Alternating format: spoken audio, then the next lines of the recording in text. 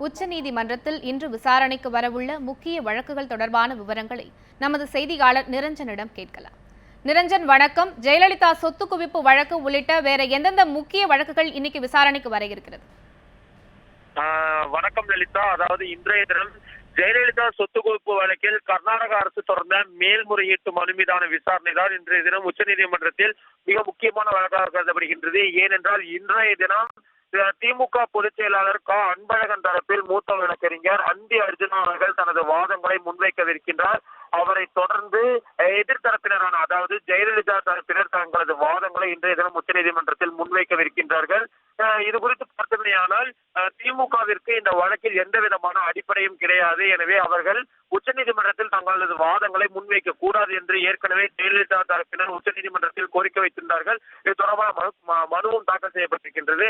அதன் அடிப்படையில் இன்றைய தினம் இந்த வழக்கில் அந்தி அர்ஜுனா அவர்கள் அதாவது திமுக பொதுச் செயலாளர் அன்பழகன் சார்பில் ஆஜராகக்கூடிய மூத்த வழக்கறிஞர் அந்தி அர்ஜுனா அவர்கள் தனது வாதங்களை முன்வைப்பாரா என்பதை இன்னும் சற்று நேரத்தில் தெரிந்துவிடும். காலை 10:30 மணி அளவில் இந்த வழக்கானது உச்சநீதிமன்றத்தில் முதல் வழக்காக எடுத்துக்கொள்ளப்பட்டு தொடங்கவிருக்கின்றது. ஏற்கனவே நேற்றைய தினம் மூத்த வழக்கறிஞர் ஆச்சாரியா அவர்கள் தனது வாதங்களை நிறைவு செய்திருந்தார். இவர் கர்நாடக அரசு தரப்பு வழக்கறிஞராக ஆஜராகி இருந்தது குறிப்பிடத்தக்கது.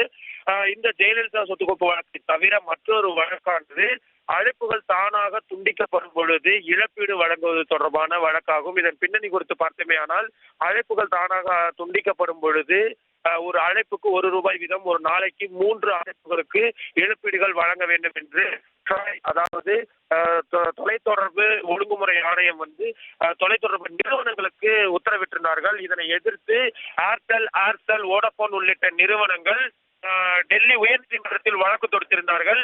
இந்த வழக்குகளை விசாரித்த டெல்லி உயர்நீதிமன்றம் அந்த உத்தரவினை உறுதி செய்திருந்தார்கள்.